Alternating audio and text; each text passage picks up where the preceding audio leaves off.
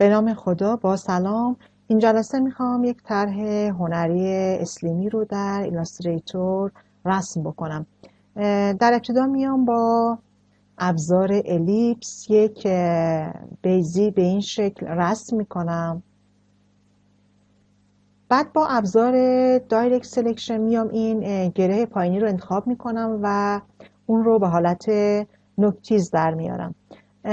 با استفاده از این دستگیره هایی که در اطراف این گره ها هست میتونم این شکل رو تغییر حالت بدم یا خود گره رو بگیرم و جابجا کنم تا این شکل اولیه من به اون شکل دلخواه ما تغییر حالت بده.